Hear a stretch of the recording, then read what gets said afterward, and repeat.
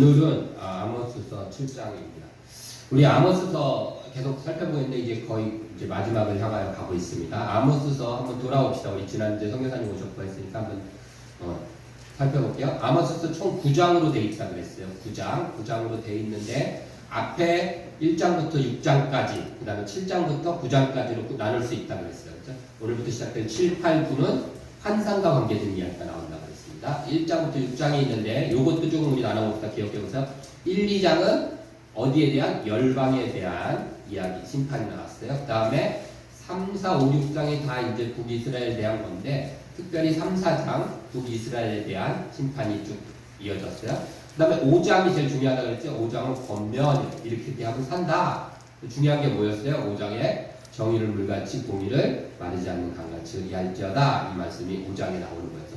이렇게 하면 살아. 여호와를 찾으라. 그러면 살리라. 그렇죠? 선을 행하라. 그러면 살리라. 이렇게 얘기하셨어요. 그게 5장에 나와요. 산다는 어떻게 하면 사는지. 그 다음에 6장은 지난번에 우리 그 영향력 없는 영향력이라는 걸로 우리가 설명을 했었어요. 그렇죠? 아무것도 아닌데 그걸 추구하게 만든다든지 실제로는 영향이 있으면서 행하지 않는 것들, 뭐 이런 것들에 대한 지도자를 대충해서 거기까지가 6장이었어요. 기억나시죠? 아모스서가 그렇게 뭐 짧진 않지만 그렇다고 길지도 않아서 이렇게 쉽게 머릿속에 넣을 수 있습니다. 자꾸 반복해서 들으시면 최소한 아모스서만큼은 아모스가 그런 거였지 여러분 알고 나중에 스스로 읽으실 때도 도움이 되고요. 선지서 전체, 특히 소선지서 전체를 이해하는데 기준이 될 수 있습니다. 그냥 아모스가 제일 먼저 쓰여질 문서라고 그랬어요. 선지서 중에. 그래서 기준이 될 수 있습니다. 자, 오늘부터는 이제 후반부예요. 환상에 대해서 3시간 동안 살펴볼 건데요. 5가지의 환상이 나와요. 아모스서에. 환상이 어렵지 않아요. 근데 5가지 환상이 나오는데 이 7장에 그 중에 3개가 나와요. 첫 번째, 두 번째, 세 번째 환상이 7장에 나와요. 그래서 7장에는 3가지 환상과 1가지의 이야기로 이루어져 있어요. 7장. 오늘 그거를 살펴보려고 합니다. 근데 이게 좀 독특한 게 뭐냐면 첫 번째 환상이 이제 메뚜기 환상이에요. 메뚜기가 나와서 막 다 뜯어먹는. 두 번째는 불의 환상이에요. 불이 확 쓸어가는 환상이에요. 그런데 이 첫 번째와 두 번째 환상을 딱 보고 나서 아모스가 하나님 앞에 하나님 그러지 마세요. 그리고 기도를 해요. 그때 하나님께서 그 얘기를 들으시고 그래 알았어. 내가 이거 안 할게. 그리고 돌이키셨어요. 그런데 세 번째, 네 번째, 다섯 번째 환상에서는 아모스도 기도를 안 하고 하나님도 기도를 안 하니까 안 돌이키셨어요. 이런 차이가 있어요. 그럼 왜 아모스는 첫 번째, 두 번째 환상 때는 기도를 했고 나머지는 하지 않았을까? 왜 기도했을까? 요걸 우리가 첫 번째로 살펴봅시다. 자, 첫 번째 환상으로 한번 가봅시다. 1절 할게요. 1절 같이 읽습니다. 7장 1절 시작. 주 여호와께서 내게 보이신 것이 이러하니라. 왕이 풀을 벤 후 풀이 다시 움돋기 시작할 때에 왕이 풀을 뱉대요. 왕은 풀 안 베요. 노동 안 하잖아요. 근데 왕이 풀을 벤 후에 또 풀이 자랐대요. 이게 어떤 때냐면요. 이스라엘 사람들은 첫 농사를 짓고 수확을 하잖아요. 첫 번째 보리를 수확하면 나라에 바쳐요. 그래서 나라에 무슨 뭐 군사적으로도 쓰고 이렇게 정치적으로 쓰라고 왕한테 다 갖다 바치게 돼 있어요. 그리고 두 번째 수확을 했을 때 자기들이 먹는 거예요. 백성들이. 그런데 지금 언제 지금 하나님께서 메뚜기를 만드셨대요? 왕의 풀은 다 뱄어요.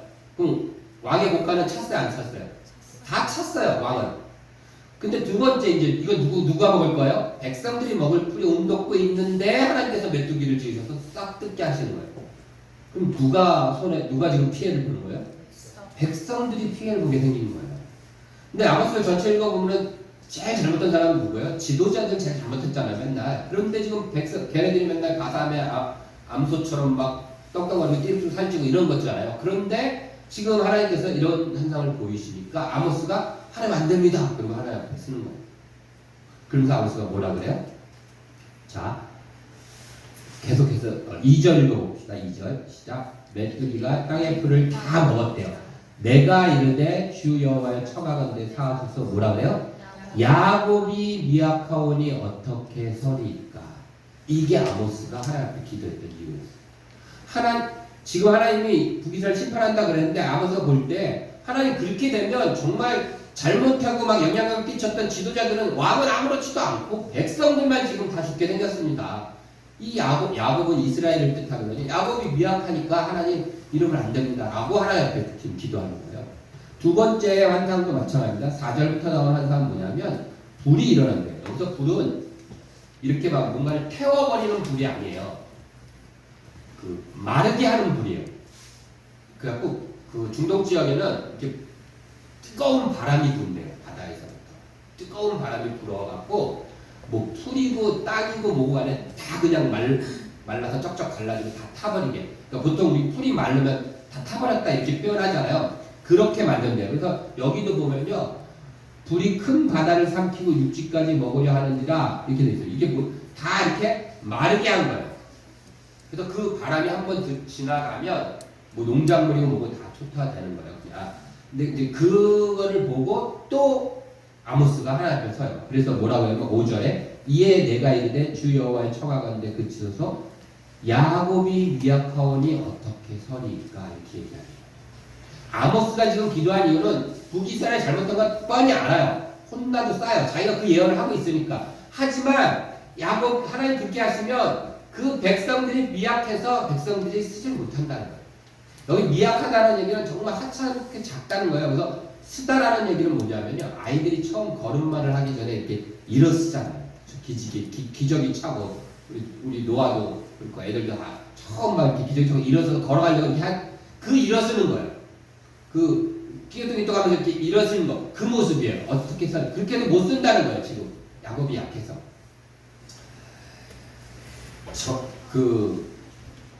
우리가 아모스 처음 시작하면서 그 아모스의 이름이 무슨 뜻이다라고 얘기하는 거 기억나시나요, 여러분? 안 나시죠? 안 했어요. 제가 처음 시작하면서 아모스 이름의 뜻이 뭔지 안 했어요. 그러니까 기억 안 나시죠? 당연합니다. 안 했어요. 지금 하려고. 아모스의 이름의 뜻은요, 짐진자 이런 뜻이에요. 무거운 짐을 진자라는 뜻이에요. 지금 아모스가 북이스라엘이라는 그 짐을 지고 하나님 앞에 엎드리는 거예요.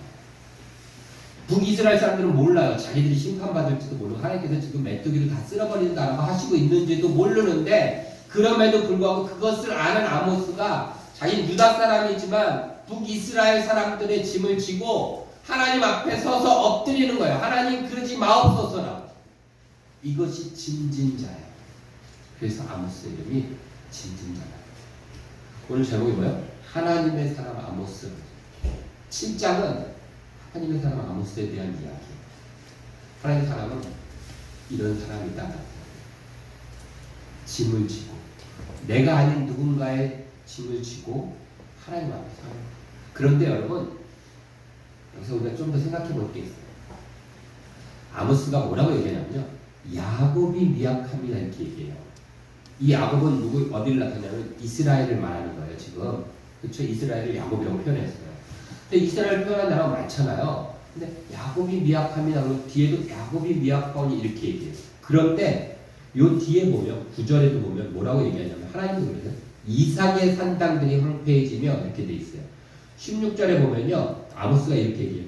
네가 나한테 이삭의 집을 향하여 경고하지 말라고 하느냐? 그래서 북이스라엘을 나타낼 때 이삭의 집이라는 표현을 쓰기도 해요.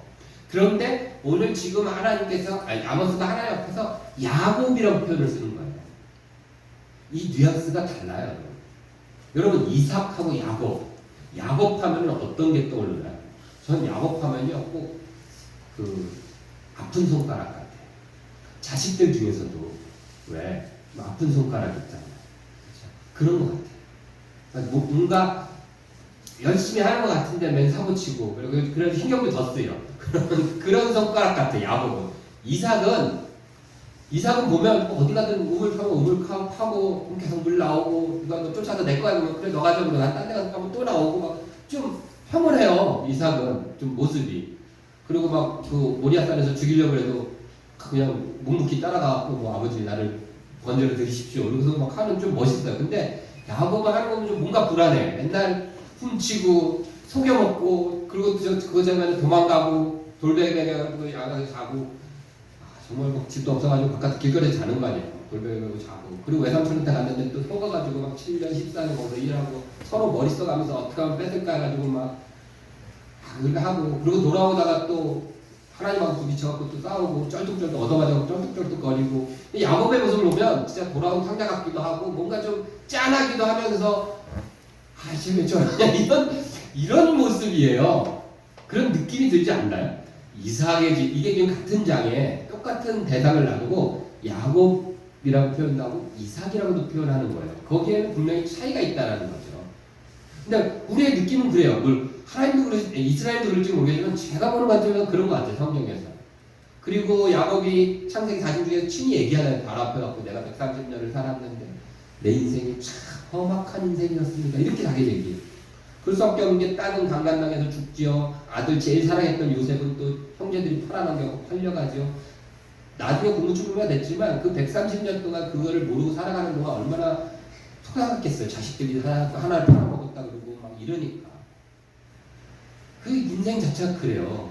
그런데 지금 아모스가 그러는 거예요. 야곱인데 미약하다. 그렇게 정말 아픈 손가락 같은 그런 북이스라엘이 그렇다는 거예요. 그런데 미약한데 쓸 수가 없습니다. 웃기지 않아요? 하나님은 지금 북이스라엘 어떻게 하고 있대요? 심판하신다는 거예요. 그런데 지금 아모스는 뭐래요? 그렇게 하면 하나님 얘가 쓰질 못해요. 하나님 지금 눌러버리시겠다는데 하나님 그럼 얘가 못 써요 이러는 거예요. 근데 하나님께서 그 얘기를 듣고 뜻을 돌이키셨대요. 그럼 그 얘기는 뭐야? 하나님의 마음도 똑같은 거예요. 누르는 게 아니라 세우려고 하시고 갓난아기가 걸으려고 일어서는 것처럼 연약하지만 그 북이스라엘 보고 그 연약하고 타락한 북이스라엘일지라도 바들바들 다리를 떨면서라도 일어서라는 거예요. 그러길 원해서 심판도 내보내시고 이런 말씀도 하시는 거예요. 근데 그것을 아모스가 정확히 알고 그 마음을 들고 하나님 앞에 지금 엎드린 거예요. 그래서 정말로 짐진 자들은 우리 외의 이웃을 보면서 이웃을 보는 내 이웃을 바라보는 하나님의 마음을 지고 그 하나님 앞에 엎드리는 거죠. 그게 하나님의 사랑이다. 저는 어릴 때 학생일 때 막 그때 철야하고 막 이러면 학생들이 철야 인도하고 막 그랬어요. 기도해야 되고 밤새 했으니까요. 지금처럼 이렇게 몇 시간 안 해요. 그때 진짜 밤을 꼬박 새고 새벽 예배 하고 집에 갔어요. 그쵸? 그 선생님 기억나시죠? 금요 철야하면 밤을 꼬박 새고 중간에 간식도 먹고 그러니까 12시까지는 12시 1시까지는 철야한 거예요. 그리고 끝나고 간식 먹고 조금 기다렸다가 새벽 예배까지 하고 그리고 집에 갔어요. 철야 진짜 밤을 꼬박 새는 철야였는데 그때 막 이제 기도하면 무조건 첫 번째 기도는 나라와 민족을 위해서 하잖아요. 그럼 사실 그때 기도를 인도하고 하면서도 이런 생각이 들어요. 나라와 민족을 위해서 왜 이렇게 맨날 기도하지 그랬었어요. 저는 개인적으로. 왜냐면 제가 그렇게 매국노는 아니지만 그렇게 이 나라 이 민족에 대해서 절절한 마음이 없거든요. 또 학생 때니까. 여러분들은 훌륭하시니까 있을 수 있지만 나는 조국을 생각하면 막 눈물이 나고 울컥울컥 하실 수도 있겠죠. 그래서 우리가 촛불 들고 하는 거겠죠. 하지만 계속 맨날 기도하는데 정말 나라 민족 좀 밋밋했어요. 교회를 위해서 하라고 해서 밋밋하기도 하고 그랬습니다. 그런데 그런 것 같아요. 우리가 짐을 진다는 것은 내가 거기에 대한 내 마음, 안타까움, 공감하는 이 마음이 아니라 하나님이 그것을 바라보시고 하나님이 내 이웃을 바라보고 가지셨을 마음, 그걸 지고 하나님 앞에 엎드리는 거예요. 그래서 그럴 때 하나님께서는 그런 우리의 모습을 보고서 하나님은 공의를 행하시는 거예요. 이게 하나님의 공. 우리가 공감해서 그것을 우리가 지고 너무 힘들으면요 기도도 못해요. 사실 하나님 꺼이꺼이 거리고 어쩔 때는 하나님 막 푸념하면서 나오지도 않고 돌아서요. 그럴 때 그를 바라보면서 야 너 그러면 안 되지 교회 나와 이렇게 얘기하는 것도 중요하지만 그를 바라보면서 그 짐을 지고 하나님 앞에 엎드리는 거예요. 하나님 얘가 약해서 그래요. 아시죠? 그래도 도와주세요. 하나님 이 친구 도와주세요. 하나님 이 아들 하나님 이 딸 이 녀석 하나님 그래도 놓지 마세요. 하나님 이 사람 그래도 하나님 아시잖아요. 지금 이러는 거 연약해서 그래요. 그리고 하나님 앞에 엎드려. 이게 하나님의 하나님. 전 그런 생각이 들었어요. 이 말씀을 보면서 내가 하나님 앞에 정말 100% 잘 살지 올바르게 살지 않음에도 불구하고 나한테 큰 하나님의 징계가 없는 것은 누군가 내 짐을 지고 하나님 앞에 엎드리는 사람이 있기 때문이다 라는 생각을 했어요. 여러분도 마찬가지. 내가 스스로 생각해보세요. 내가 정말 하나 앞에 반듯하게 잘 사나요? 그렇지 않잖아요. 그럼에도 불구하고 우리한테 벼락이 떨어지지 않는 건 반드시 누군가가 여러분들을 위해서 그 여러분들의 짐을 지고 하나님 앞에 엎드린 사람이 있기 때문이에요. 우리 진리하는 교회가 그래도 이렇게 반듯하게 걸어가는 것은 우리가 열심히 하고 기도하는 것도 있지만 열방에서 흩어져서 우리 교회를 위해서 기도하고 있는 분들이 있기 때문에 꼭 이 사실을 잊지 않았으면 좋겠어요. 그리고 우리도 그가 알든지 모르든지 간에 그의 짐을 지고 하나님 앞에 엎드릴 수 있는 저 여러분들이 되었으면 좋겠습니다. 한 가지만 더 살펴볼게요. 세 번째 다른 줄부터는 돌이키심이 없어요. 기도도 없고. 세 번째 7절 한번 읽어봅시다. 7절 시작. 또 내게 보이신 것이 이러하니라. 다림줄을 가지고 쌓은 담 곁에 주께서 손에 다림줄을 잡고 서셨더니. 다림줄이 뭔지 알아요, 여러분? 이다희 다림줄이 뭔지 알아요? 다림이 하는 줄이에요? 반다리 다리는 모를 거고 다림줄 뭔지 알아요? 그거 아니에요. 수학 그건 줄 알았어요. 수학 알아요? 다림줄? 수학 몰라요? 해나도 몰라요? 네, 이거예요. 네. 이게 다림줄이고 이거를 다림추라고도 불러요. 이게 이제 구리로 돼서 무게가 있어요. 자, 이게 무엇에 쓰는 물건인가? 다음 사진 보면 이렇게 벽을 쌓을 때 똑바로 쌓기 위해서 다림줄을 내려요. 그러면 이게 똑바로 내려가겠죠. 이게 무거우니까 실이에요. 그러면 이 벽을 여기에 맞춰서 똑바로 반듯하게 쌓는 집을 짓거나 공사를 할 때 쓰는 게 이 다림줄이라는 거예요. 근데 지금 하나님께서 다림줄을 갖고 딱 서 있는 모습을 보여주시는 거예요. 그런데 여기 보니까 뭐라고 되어 있냐면요.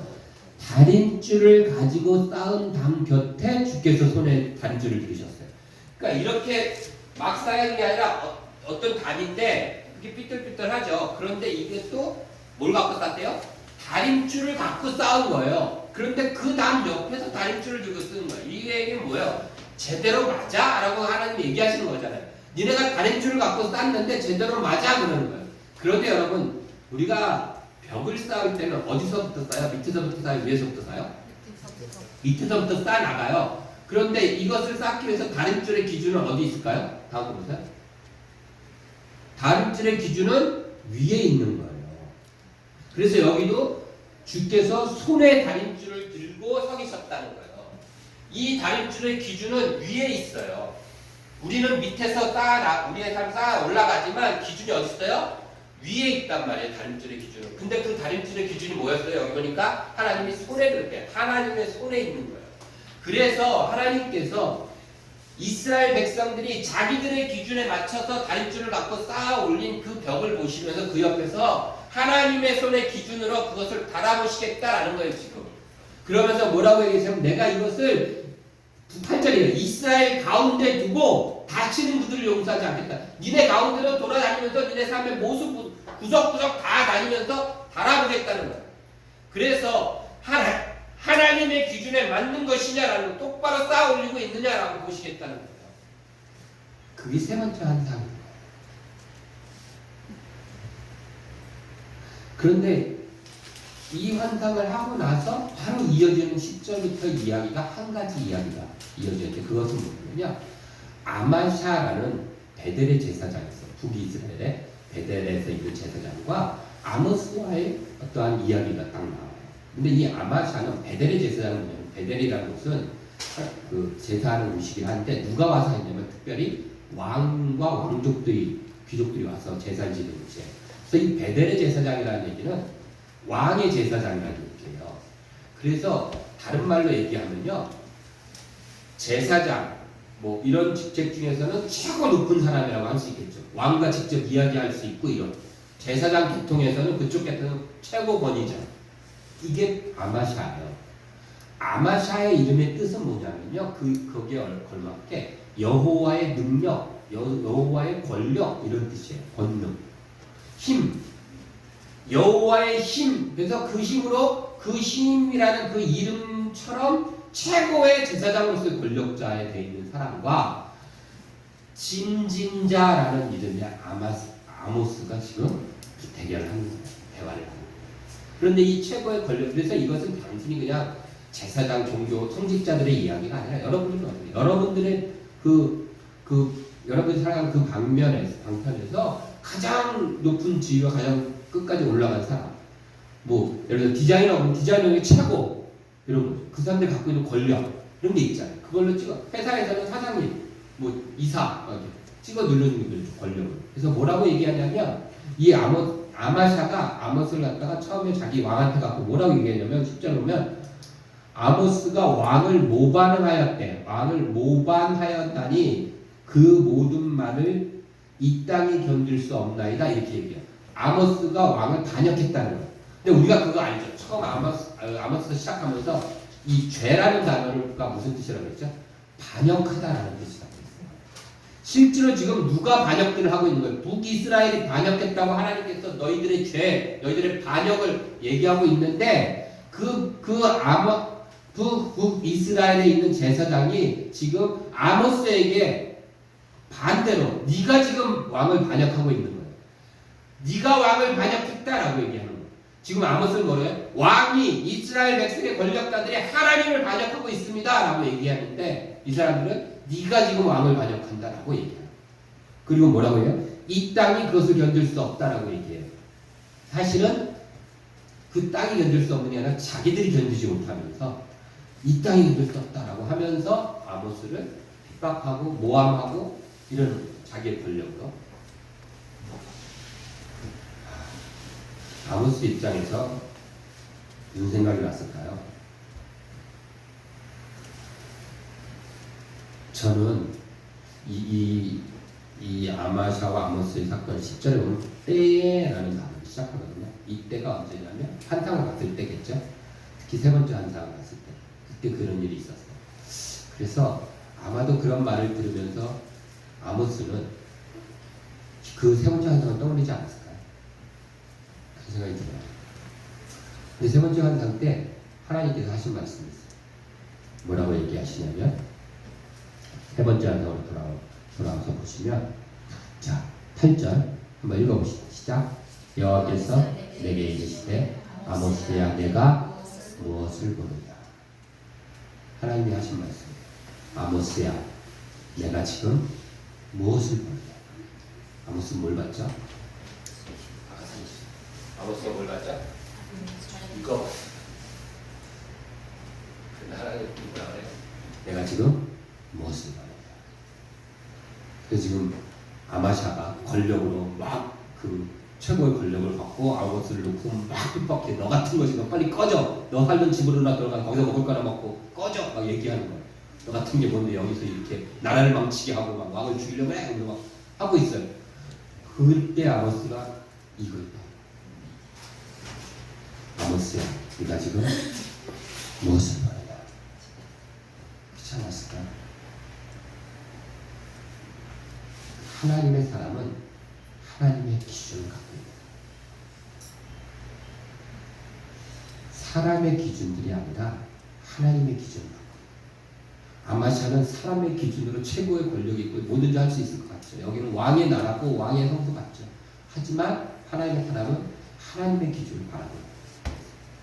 그래서 그 하나님의 손끝에 내 인생의 기준이 있음을 바라보는 사람이에요.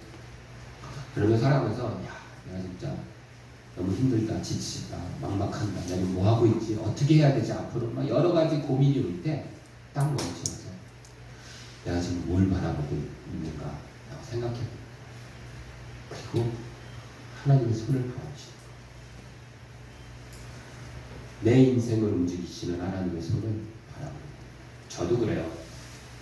가끔 정말 가끔 1년에 한두 번씩 갑자기 확 몰려올 때가 있어요. 야, 나 지금 내가 맞아? 이런 생각이 들 때가 있어요. 나 맞게 갖고 있는 건가? 나 목사로서 우리 진리나는 교회에 이렇게 교회를 한다는 것들에 좀 맞게 하고 있는 건가? 잘하고 있는 건가? 이런 생각이 확 몰려오면서 굉장히 좀 의기소침해질 때가 있어요. 그럴 때 생각하는 거예요. 내가 우리 진리라는 교회가 무엇을 보고 여기까지 걸어왔고 또 지금 무엇을 보고 걸어가야 되는가. 저는 한 가지예요. 제 눈에 말씀드렸듯이 저는 하나님의 주권을 믿습니다. 삶의 모든 것들이 하나님의 손끝에 있음을 믿는 거예요. 그래서 우리 진리라는 교회도 우리 가족도 우리 자녀들도 여러분 우리 주변에 속된 여러분들의 자녀들도 하나님의 손끝에 그들의 삶이 있다는 것을 믿기 때문에 그래서 다시 당당히 걸어가고 또 나아갈 수 있는 거예요. 제가 우리 다율이나 다온이 이 아이들 노아까지 이렇게 보면서 걱정하지 말라고 하는데 그 이유에 저 아이들의 인생이 하나님의 손끝에 하나님의 주권 아래 있다라는 확실한 믿음이 있기 때문에 그래서 제가 사모님이나 권사님이나 우리 반전사한테 얘기하는 거예요. 걱정하지 말고 이 안에 있어요. 최소한 여기에는 저들의 인생이 하나님 손끝에 있다라고 믿는 목회자가 있다. 그리고 그것을 선포하고 그것을 같이 믿음으로 살아나가는 믿음의 사람들이 있다는 거예요. 그곳에 있으면 그곳에 가는 거예요. 이렇게. 제가 그 지변한 교회를 이렇게 보면서 느끼는 거예요.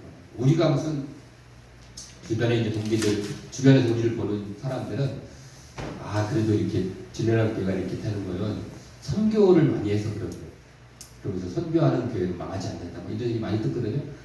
저는 그런 생각을 한 번도 한 적이 없어요. 선교하겠다는 생각도 한 적이 없고요. 여러분 아시잖아요. 우리 교회는 선교하는 교회가 돼야지 반전사 할 거예요. 우리 그런 거 생각한 적 없어요.